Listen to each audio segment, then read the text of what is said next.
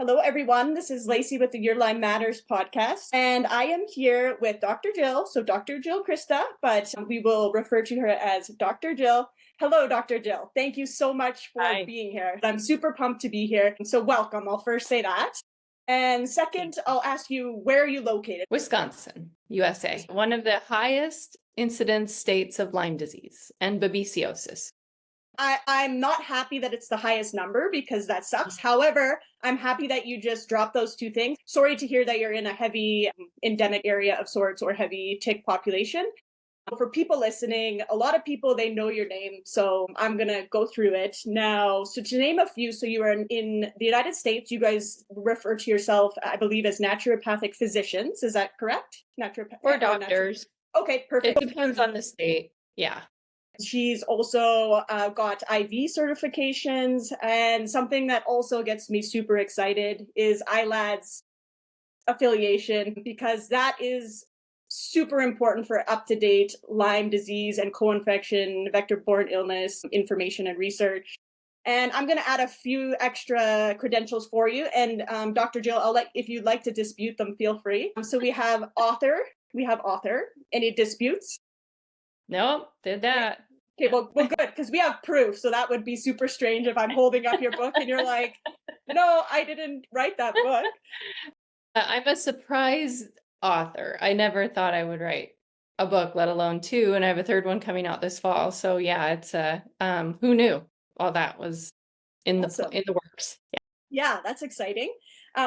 Actually, because we know I will forget if I don't. So I have read this. We'll bring some things up from that during our time here. If you have not read it, if you have access, if there's financial issues, borrow it from somebody. But if you can read it or listen to it, can people with neurological issues or struggle to read, can they listen to it as well? They can. It's in audio. It's also at libraries. So I think even the audio is on the lending library. So we tried to I really pushed for that because I want accessibility. And if you're going through mold, you don't want to buy a paper book you have to throw away because it got moldy. So the idea of doing digital, so it's an ebook and audio and at library. So you have all kinds of ways they can get access to that. And I'm also going to add advocate on there, educator as well. So sometimes around here, because it's a very big intersect between health information and getting it out to people in a way that they actually, one, can understand it. And I know from what I've seen of your podcast, you have these little analogies about things that I hope you're going to throw in today for us, because I'm also known for sometimes trying to do them. And sometimes mine people are kind of like, what? And me, I'm just I have those too. Okay, great. Yeah. So if they land, they land. If they don't, then we're just enjoying ourselves anyways. So. That's right. Then you just get a window into my cartoon brain. Yeah. So as you said, you want accessibility. I'm very big on inclusivity here, especially involving the Lyme and co-infection, mold, and related comorbidities, inclusion of those people, because when they seek health, sometimes they are excluded and marginalized.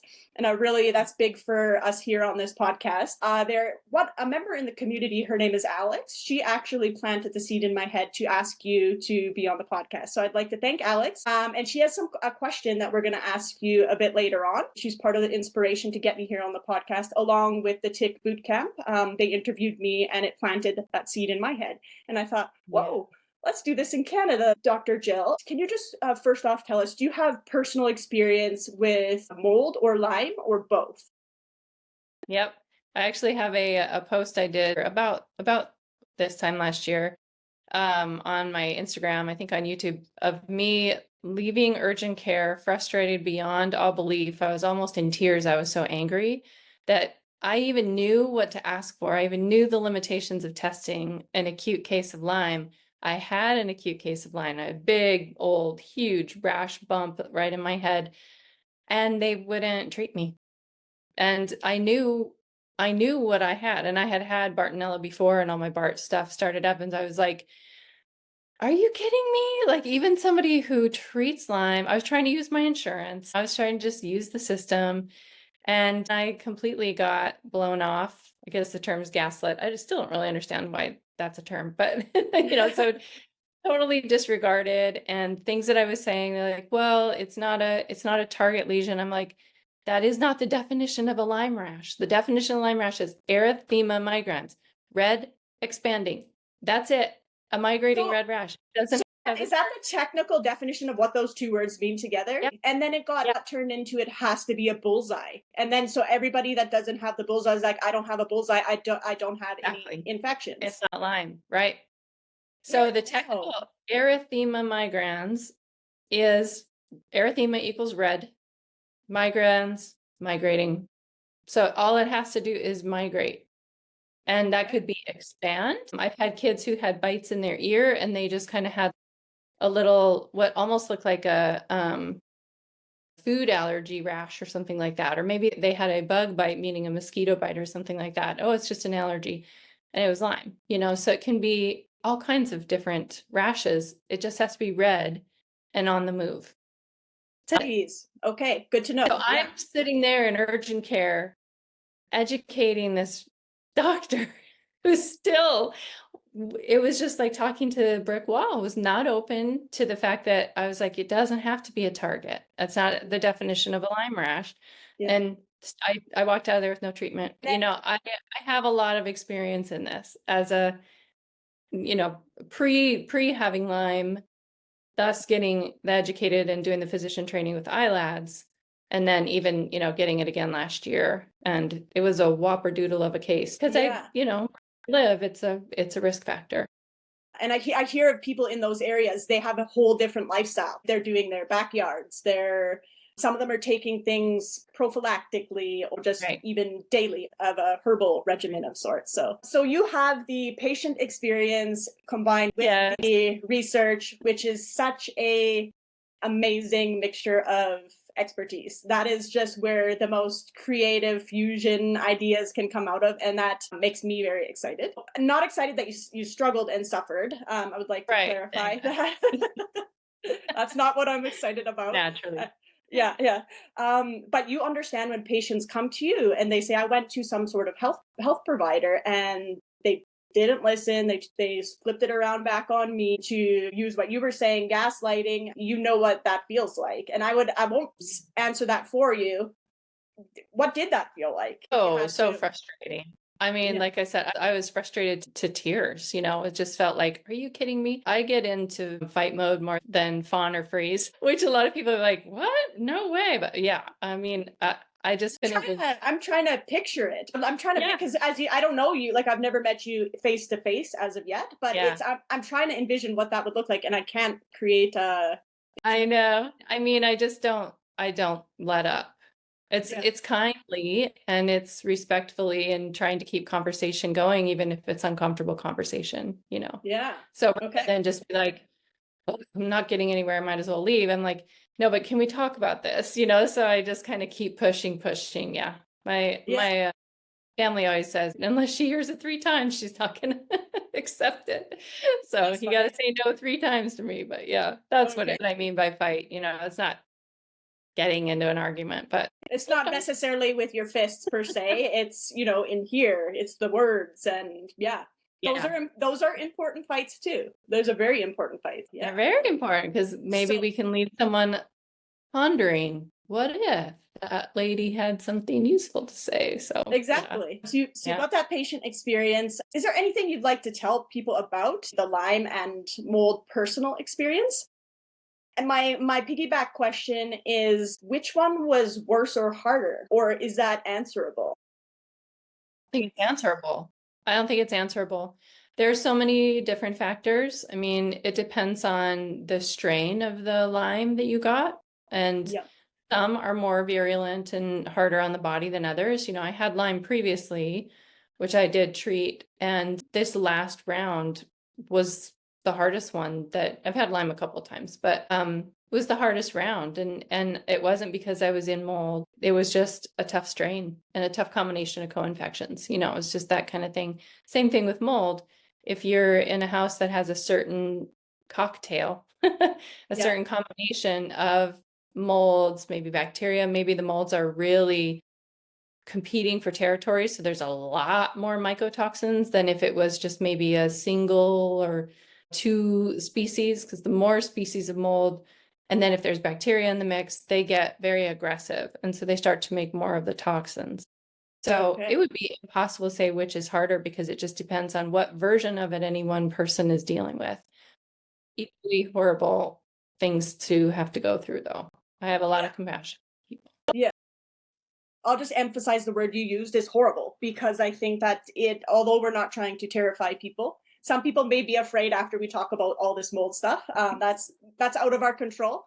And I will just say, I forgot to say it at the start. This is not intended as medical advice. We'd like people to go to their trusted health providers. So just because I forgot to say it at the start, and that applies to everything we say throughout it, so I don't have to say it again. So that's so we'd say that. And thank you for that answer. And thank you for the honesty on that as well. We hear that it can get horrible the longer, and depending on that mix, the combination of things. And so let's just really quickly, because not everybody has read up on mold or anything like that, can we quickly give people just a very simple understanding of what mold is to start us off? So probably everybody is familiar with mold, that funky smell, in an old building or a musty building. Mold exists to decompose previously living organic material.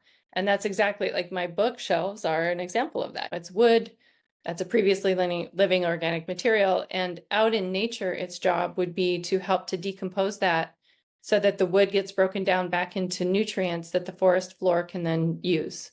And so it's a beautiful gift on the planet. When it's outside, it has all kinds of nature forces to keep it in check. So it has UV light, it has airflow, it has critters like little insects that sip up all the extra water. It has a loamy soil that will take up extra water. It has the mycelial network underneath. Truly, I believe the wisdom on our planet is this mycelial network. And that mycelial network helps the mold know what's its job, what is it supposed to do, and stay in balance. And then it doesn't make as many mycotoxins. That's why you don't smell the musty smell when you're outside, even though there are mold spores out there. But when they come inside, they're disconnected from nature, just like us. If we spend too much time inside, that's harmful for us if we're disconnected from nature. I mean, all the biohacking now, it's like grounding and sunlight, and yes, we need all of that. We are nature. So when we bring mold inside and it doesn't have the airflow, it doesn't have the UV light, it doesn't have the mycelial network giving it the instructions of where it exists in the continuum of all life, it starts to act unnaturally. And if there are any other competing types of mold or bacteria in that environment, all it needs is a little bit of humidity. It can start growing and it can start acting aggressively. Is it accurate to say that mold likes to be the top dog? Okay, because it makes me think of, certain animal like alpha. If something's approaching, and then it pipes up and it's like poof. Yeah, I have them in my own little tier of top dog of the fungal family. Is the yeast are like the low man on the totem pole. Okay. Mold is in the middle and mushrooms are on top. Again, mycelial network of mushrooms, if they're not there, which you don't want in your house, you don't want so much moisture and that you're growing mushrooms inside. But without that wisdom, the next guy starts to act like a bully. It's like, oh, I'm a big man now. I'm in charge. So it'll start bullying around even the yeast in your own body. Wow.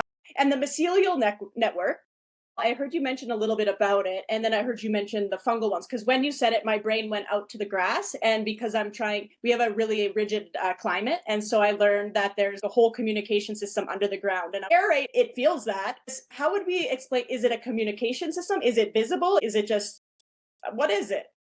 Well, Paul Stamets has been I adore that man. I think he's brilliant. He's the one who's really brought this. He calls it the Wood Wide Web. It's the original internet. Oh, yeah. Yeah, I get that one. I That think one, whoever he is, that one landed. Yeah. it makes total sense. So I think that the more that I'm learning about it, the more we're learning it's not only, they used to think it was the structural network underneath that kept the plants, that they had something to anchor into. And then they learned, oh, it nutrient shares. Oh, it communicates. And so it's sending things all the way through. So literally acting like the Wood Wide Web. And now there's some talk about it being able to transmit light. So it's capturing light from the trees and then transmitting light, just like our fascia. So I think we don't know what all of it does, but it's a really important part. And I think of it very similarly to our microbiomes.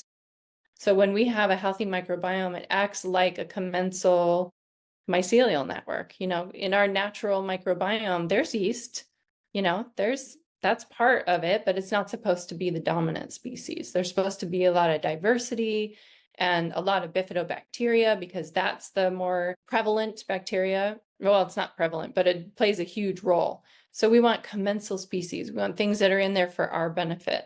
And that's the problem with mold, is when it's making the toxins. So mold can make us sick with spores, spore fragments, and then the mold will off-gas certain chemicals when it's metabolizing that are kind of like alcohols. That's the funky smell, VOCs and things like that. Yeah. And then if there's competition, it'll start to secrete these toxins that are made literally as a bioweapon to compete with the other microbes. We're not the target, but we have all the same structures in our body that we get affected in the same way. And it can actually kill our cells just like it can kill another of the microbes.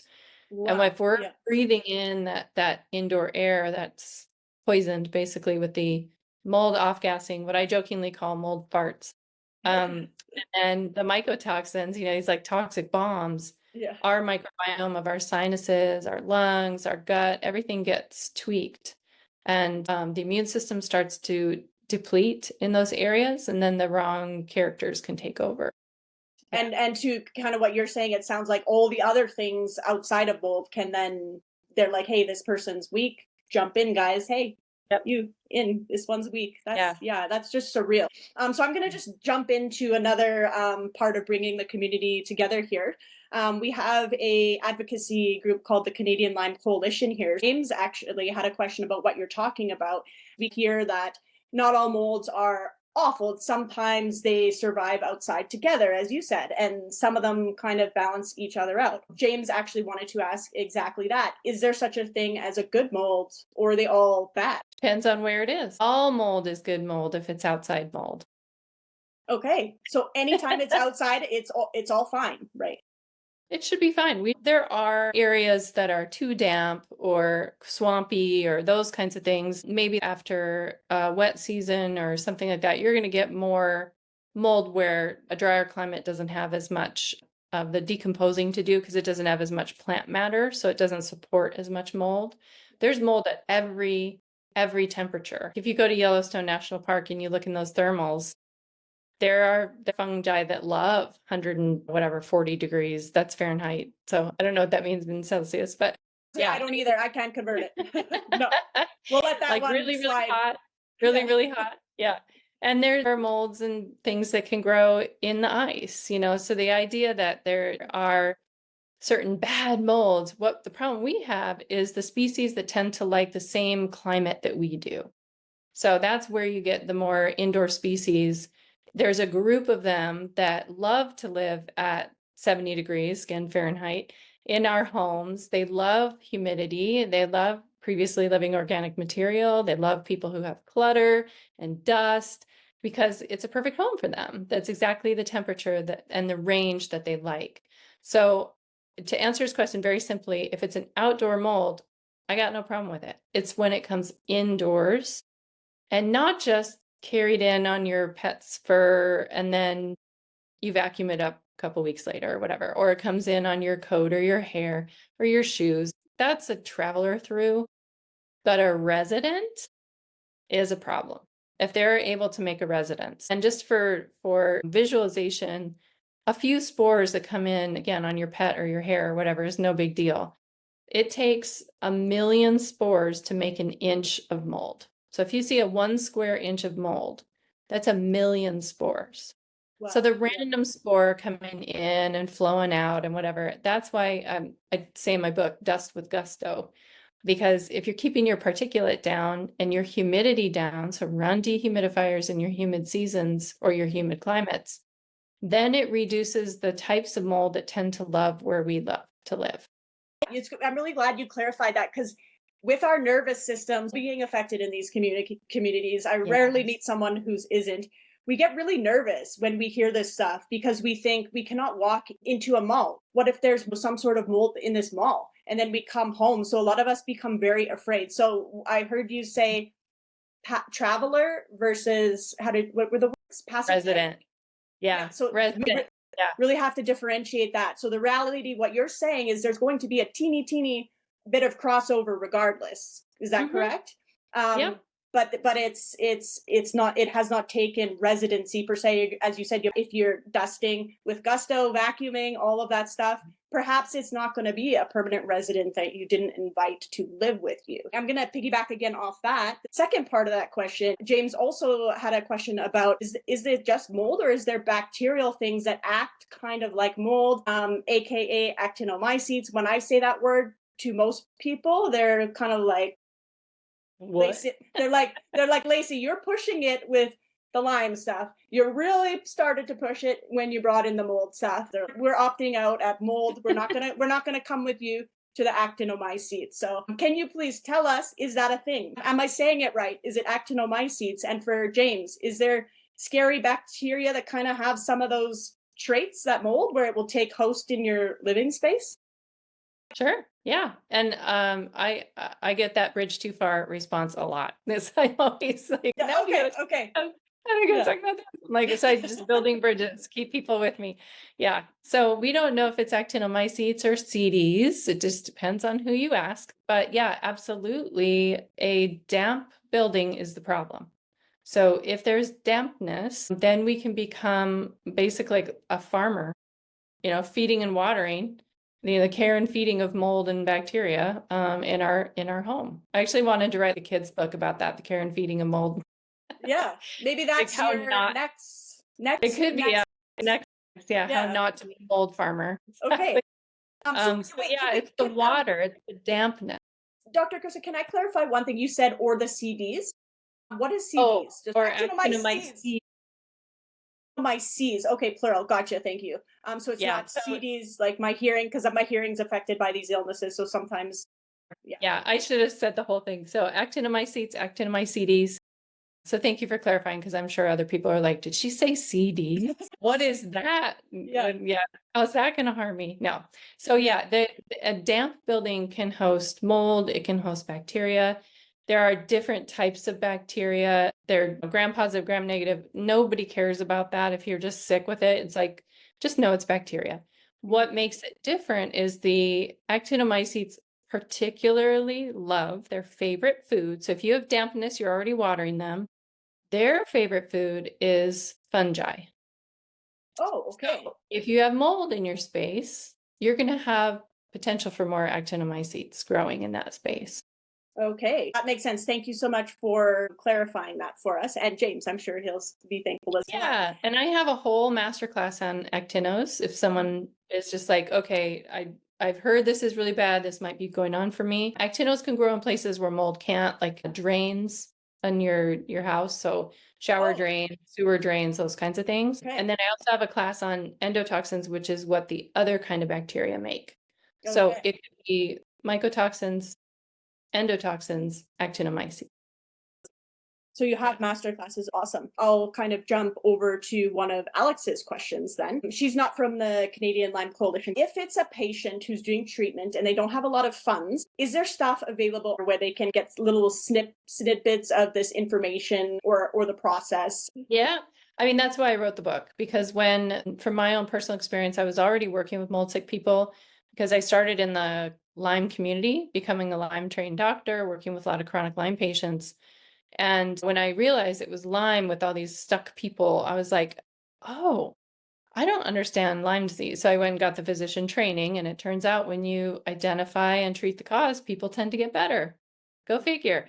That there was still this group of chronic Lyme patients that I was using all the perfect Lyme stuff. And I have a huge toolbox because I have natural medicine, I have antibiotics, I have everything.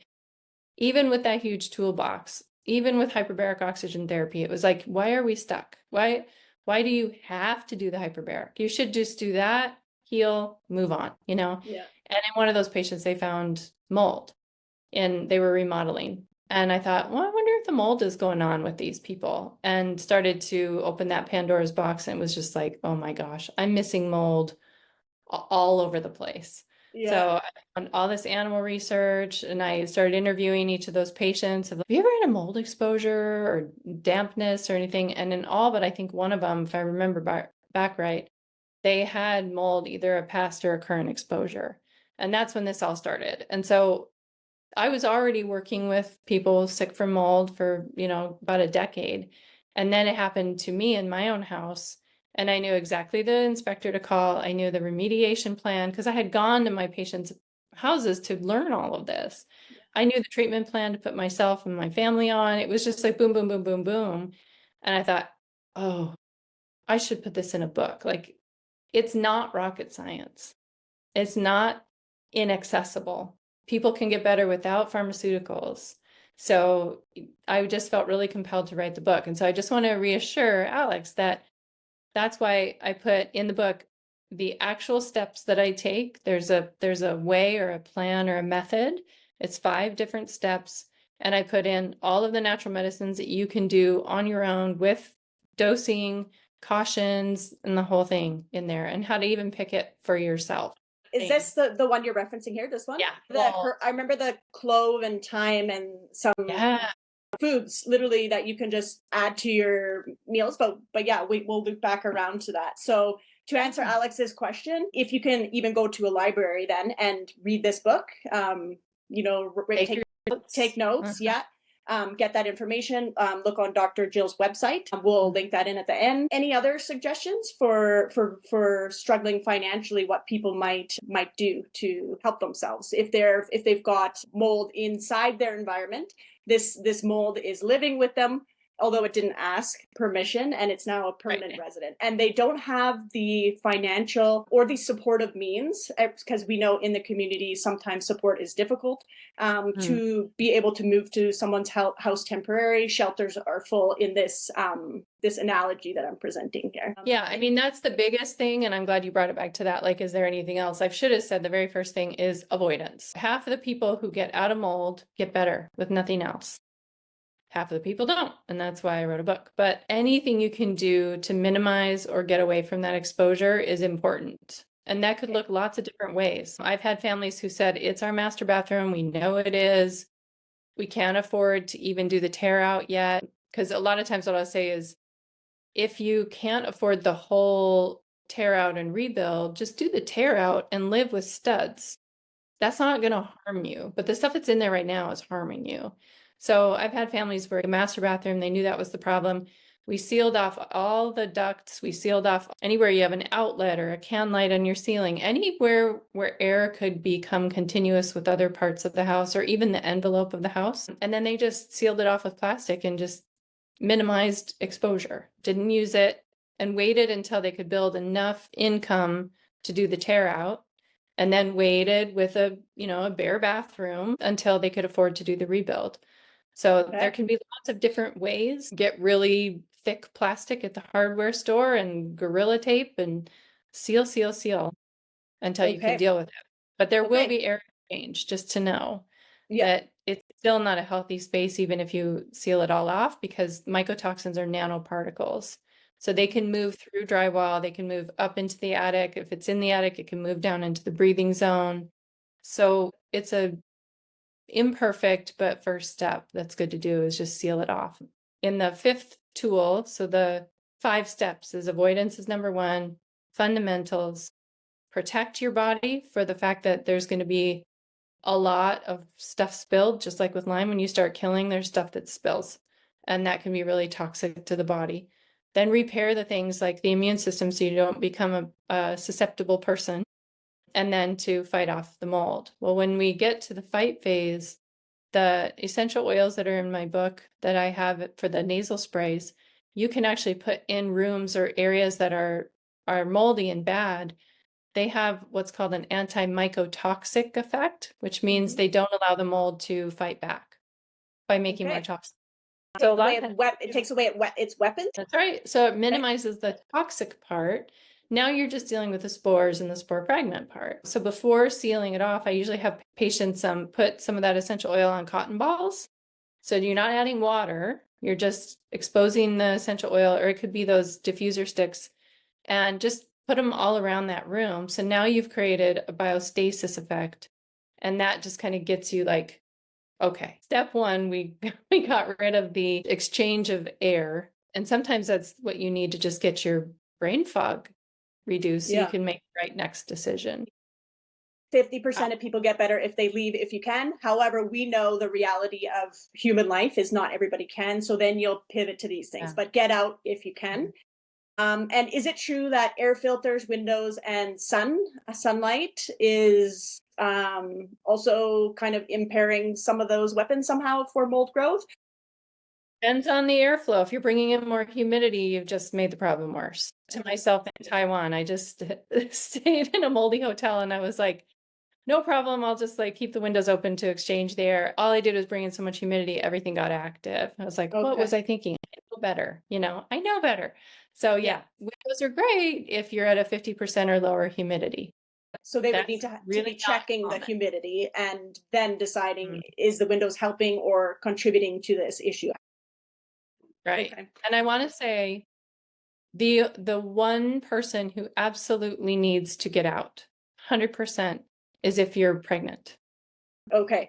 You know that these mycotoxins, they what's called bioaccumulate in the uterus. So they can actually collect around the baby and they bioactivate in the uterus as well. So baby will be getting anywhere from 2 to 10 times the dose that mom is getting. And that Oh can lead no. to a whole host of neurological complications. Yeah. Autism, ochratoxin is correlated to the male prevalence of autism. So that's just a person who do the begging that you need to do to get out of that environment. That's really Yeah. important. And people in the community now hearing if there's someone pregnant, help Mhm. support if you can. You listed those steps, the 1 to 5 steps. Are they a course someone can enroll in to get more in depth? I think you said they're in the book as well. I just got that request actually. I have a course called 9 Things to Know When You're Still in Mold. So it's what do I do if I'm stuck? Because the animal research shows us that there is a ton that you could be doing to make sure that you don't end up worse off once you get out of mold. So Okay. they give them things like milk thistle, quercetin, DHA. Those are things that are really important for protecting your cells from taking on these toxins. Then you don't have to detox them later. It's like they just blocked, the ability for the toxins to soak into you. Do a course, basically take your book and make a course, like a mold 101. So that is in the works, probably this fall. There's only one of you. We need a Yeah. few extras to actually be able to get all those things out. AI clone working on it. Yeah, that maybe in the next decade. So with that DHA, now you're actually helping me understand why my practitioners got me on it long ago. But I remember they said something about a ratio, DHA to EPA or EPA. EPA. Mhm. Um, Normally, you want a certain ratio just for our maintenance, but when it's mold, we want a 5-to-1 ratio, DHA to EPA. okay. The reason being that DHA is the one that stands at the cell membrane like the bodyguard going, nope, nope, nope. Because the mycotoxins are fat soluble. So they can soak right into your cell membranes. And if they get in the cell membrane, if there's too many of them, they'll move by a gradient inside your cell and they'll absorb into the mitochondrial membrane. And Okay. that's how all mycotoxins cause fatigue because they're all impacting mitochondrial function. So if we have DHA is sitting in that membrane, again, like a bodyguard, like a cell membrane guard, just saying, nope. So it keeps the mycotoxins in the blood. If the mycotoxins can be in the blood longer, the kidneys can flush them out more easily. So there are Okay. really good animal studies that show animals that had a higher DHA level in their brain had less mycotoxins absorb into their brain. So these are ways that if you can't even afford to see a practitioner yet, you can perhaps Yeah, source some DHA with that proper ratio. So that's thank you. right. Yeah, yeah. What would be something you see missed most commonly in treatment, or that can be helpful for either patients to hear and they'll know to bring it to their practitioner's attention? What is the most common miss that has the most detrimental effect for mold treatment? And then I'm also just curious if you have a insight onto the most common miss on Lyme treatment as well. But you don't have to answer that one if you don't want to. It's up to you. Yeah, no, that's fine. I kind of have my little 4 reasons why your mold protocol might not be working because it's so common that people are just put on binders and wait. And in my experience, that is not sufficient treatment for the people that I have seen. So the big one is missing bioflavonoids. So the kidneys do the lion's share of the detoxification versus the liver. The whole binders conversation is based on liver detoxification. So I have a little rule of bioflavonoids before binders because you can get so much farther if you have 2 organs working on it. We have 2 kidneys and only 1 liver. And the kidneys, if we use the bioflavonoids, And that's in our bloodstream. Like I was just saying, if the mycotoxins are in our blood, we want to keep them off of the blood protein so the kidneys can just flush them out really easily. It's a very efficient way to do it. Okay. I also see people, a little rule of thumb I have is no binders if you're bound up. So if you're taking a binder and it's making you constipated, it's making it worse. Okay. So you're better off not taking the binder, actually. I also see antifungals getting missed all the Okay. time. I mean, there's Okay. this fear of them, which again, I have a huge toolbox and you guys have this available to you. Something like oil of oregano is a very effective antifungal for mold. Not all things that work for yeast work on mold, but if there are certain things like oregano, thyme, clove, we've talked about those that are good for these multicellular organisms. So if you're not progressing, if you're continuing to struggle with fatigue, with neurological problems, with heart palpitations, with ear ringing, gut problems, urinary frequency, all of the visual changes, and you're not doing antifungals, that's usually where people start to feel like, oh, the needle just moved. I finally feel Okay. like I'm winning. Yeah. Yeah. So, and if you are taking antifungals and you're not getting that, it may be the wrong ones. It may be not a high enough dose. So that's another masterclass that's been requested. How to master the antifungals because there Yeah. is so much, and there's a lot of, I think, manufactured fear around it. And Interesting. especially for Lyme patients, if you're taking an antibiotic, even if you're not mold sick, you're going to have fungal problems. That's me. Yeah. Well, if you're on long-term antibiotics, you should be on long-term antifungals because if we're doing antibiotics, we've just taken away all the competition, like we talked about when mold moves in and it doesn't have all the balancing things, it wants to be top dog. So if we've just taken out all the bacteria, fungus is going to take over. I don't see antifungals used long enough. That's a great way to create resistant species is to do too short of a treatment because now you've just told them what you're going to do, how you're coming for it. Okay. People No. are Okay. not using their noses. If you think about this is an inhalational exposure. So your very first interface with this is your nose. And the nose colonization can be the thing that seeds your gut every time you swallow postnasal drip. So if you're not treating your nose, that I see get missed a lot. And I learned that from practice. I wasn't doing it. I was using whole body antifungals. And then I read Dr. Brewer's study about how many people are colonized in their nose. And I was like, oh, I'm missing this. I'm not serving my patients to the best that I can. When I added intranasals, people got better so much faster. Because we're already kind of talking about it. So Don is another advocate from the Canadian Lyme Coalition, and he's curious about exactly that, as well as some other members, about the intersect between Lyme and mold. What are one or two key differences of the two, if you can even pull those, because it's so difficult because all those symptoms they intersect immensely. Is there any like one or two ways that stand out where you say this might be more prominent symptom than the other, but it is potentially you can still have it with Lyme disease, for example? Yeah. So that, like you said, the Venn diagram that's almost overlays perfectly. Where they veer is Lyme has, and we've learned this from Dr. Horowitz, has migration. So mold doesn't migrate. Lyme, the classic thing is the knees blown up for 2 or 3 days, and then suddenly the little joint at the tip of your finger is too sore to bend. And you're just like, my knee's better, but now I have this thing in my finger. Weird. But that's a Lyme thing, not a mold thing. So if that's the primary thing, if you have a lot of migration of symptoms, I'd be thinking Lyme is the presenting layer. However, I got to say, if someone knows they have mold exposure, mold needs to be addressed because the mycotoxins will deplete your immune system. They rewire your immune system genetically and make it very hard to fight off Lyme. So I co-treat them together when we know there's both. Mold is going to be more allergy, mast cell, and toxin-based things. Lyme doesn't make a biotoxin. Some of the co-infections can look kind of toxic-y. Is that a word?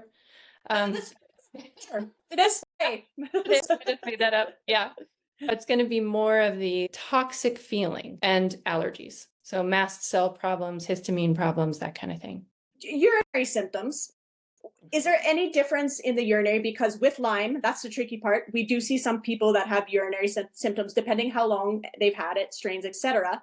Is there any difference in the urinary symptoms in mold, or is it just a bit more prominent? It doesn't seem to be any difference because Lyme is neurotoxic and the mold mycotoxins are neurotoxic. Frequency may be more of a problem with like dehydration where people are just peeing all the time and it's just clear. I could see that being a little more frequent with mold because mold changes how our kidneys listen to something called antidiuretic hormone. Because the kidneys are like, dude, I know that there's stuff in the blood I'm supposed to be getting out. So I'm going to choose to dehydrate us to protect us rather than to try to hold on to more water and keep these toxins floating around. So the kidneys are actually doing the best that they can to protect you from this, poison, basically. So I think frequency may be higher in somebody who's mold sick, but I've had plenty of people who had Lyme that had urinary frequency too. That's the tricky part of it all. Thank you for answering that as well. So the kidneys, I heard you say, and I believe on one of your previous podcasts, I actually heard you say that mold, it's a nervous system, something connection.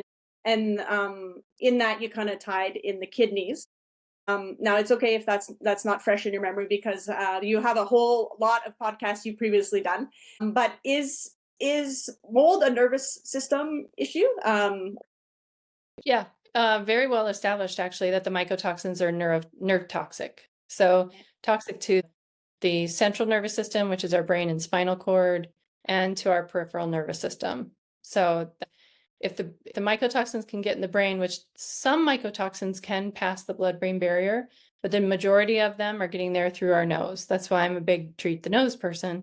And what they will do is they can ride up our olfactory nerve because they're fat soluble and they can go into the brain. Once they get there, they cause a lot of brain inflammation, and anxiousness is a really, really common symptom from that. A lot of mental health issues. What website can people go to just to catch themselves up on all of this stuff we're talking about here? Sure. It's drcrista.com. That's drcrista.com. I have little fact sheets on every mycotoxin that can be tested at this time. So if you put in drcrista.com/aflatoxin, you'll get a whole informational sheet and what I'm using with my patients. Okay. So I'm trying to make this super accessible for people. I appreciate that immensely. I'm going to ask one more quick question. Go for it. Okay, so on one of your previous podcasts, I heard you reference as mold screener, and I got super pumped about it. Please quickly tell us about that mold screener. Like, so to help with, you can, as a clinician or practitioner, you can use this mold screener like the Horowitz screener to say, yep, I'm suspecting, but this is either confirming or denying my suspicion as one of your initial diagnostic steps. And as a patient, I really want you to know about this as well. So go ahead. Yes. Yeah, thank you. Yeah, I was pretty impatient when I found out, wow, a lot of these Lyme's are moldies, and how do I know the difference? So I started to develop a questionnaire based on Dr. Burrascano's questionnaire, which then became the Horowitz questionnaire. So it has a way to score your symptoms. And what we're finding from our study, Dr. Neil Nathan and I are doing a study right now to correlate or validate the questionnaire to labs. And we are finding there's correlation and a positive predictive value. So if you score a 10 or above, it is very, very likely that you have mold and mycotoxin illness. If you score a 5 or above, it's possible, but not a sinker, so to speak. Okay. Not like, yep, mold is part of your story and you need to get that figured out. To the point where it has such a strong positive predictive value that we're now comfortable saying if it's a 10 or above, even if you have Lyme, because we did ask, do you have mold and Lyme? And there wasn't much change because we really tried to parse out the things that were specific to mold. We're so confident now that we are confidently saying if it's 10 or above, hire an inspector and get your house looked at. Okay, I appreciate that. Thank you so much. Yeah. Can people access that, or do they pay for that somewhere, or is it online? It's on my website. You can just go to my website. I had to show my excitement. I love that there's that makes me so excited. That is key. So I'm gonna also help let people know about that so they can get using that. So thank you so much, Dr. Crista. I respect your time. So thank you so much for helping to share with a Canadian Rooted podcast. We're all over the world, but we're rooted here in Canada. Thank you for your expertise and your passion and your wisdom, and also sharing little tidbits with people for free so that the people without any money can join us in this journey. So thank you so much. I really appreciate it, Dr. Crista. We will be in touch here. Thanks so much.